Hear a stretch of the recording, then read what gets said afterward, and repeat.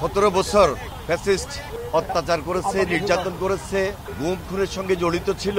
সর্বশেষ জুলাই আন্দোলনে যারা শহীদ হয়েছে তাদেরকে স্মরণীয় করে রাখার জন্য, বরণীয় করে রাখার জন্য আমরা 1 জুলাই থেকে 5 আগস্ট পর্যন্ত আমাদের কর্মসূচি গ্রহণ করেছি এবং সর্বশেষ 6 আগস্ট সেদিনও আমাদের একটা নির্ধারিত কর্মসূচি থাকবে। আমি আমাদের বাস্তবায়ন কমিটির পক্ষ থেকে শহীদদের প্রতি গভীর শ্রদ্ধা নিবেদন করছি। ইনশাল্লাহ আমরা আমাদের প্রত্যাশার জায়গা থেকে আমাদের দাবি রয়েছে, সম্পূর্ণ দেশবাসীর দাবি, খুব শীঘ্রই শেখ হাসিনার বিচার দৃশ্যমান হবে, দ্রুত কার্যকর হবে। যে সংস্কার কাজ চলছে সেটি আরও বেশি দৃশ্যমান এবং দ্রুত হবে। জনগণের প্রত্যাশা অনুযায়ী জনগণের সরকার নির্বাচিত হবে এবং একটা উপযুক্ত সময় রমজানের আগে ফেব্রুয়ারি মাসে নির্বাচন হবে এবং আমরা প্রত্যাশার জায়গা থেকে বলতেই পারি এই নির্বাচনে বাংলাদেশ জাতীয়তাবাদী দল নির্বাচিত হবে এবং জনগণের সরকারের নেতৃত্ব দিবে।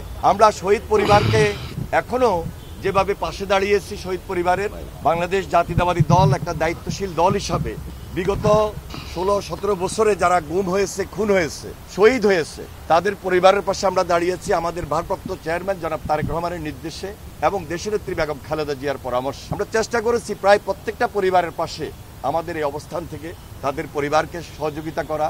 ইনশাল্লাহ আমরা সেই সুযোগটা নিতে চাই, যখন আমাদের উপর দায়িত্ব আসবে আমরা অবশ্যই এই পরিবারের পাশে আছি, পাশে থাকব এবং একটা সরকার সর্বোচ্চ যে কাজটুকু করা দরকার শহীদ পরিবারের জন্য, সেটা একটা কমিশন হোক, একটা সংস্থার মাধ্যমে হোক বা অধিদপ্তরের মাধ্যমে হোক, নিয়ম অনুযায়ী, নীতি অনুযায়ী আমরা আমাদের অবস্থান থেকে সেই পরিবারগুলোর পাশে আমরা দাঁড়াবো এবং সেই প্রত্যাশা নিয়েই আমরা কাজ করছি, সবাইকে নিয়ে আমরা কাজ করছি। বাংলাদেশ জাতীয়তাবাদী দলের পক্ষ থেকে যে কাজটুকু করেছে এর বাইরেও রাজনীতির পাশাপাশি সামাজিক দিক, মানবিক দিক চিন্তা করে আমরা বিএনপি পরিবার একটা সেল গঠন করেছি, যে সেল থেকে আমরা কন্টিনিউয়াসলি এই পরিবারগুলোর পাশে আমরা দাঁড়িয়েছি এবং অদূর ভবিষ্যতেও আমাদের এই কাজ অব্যাহত থাকবে।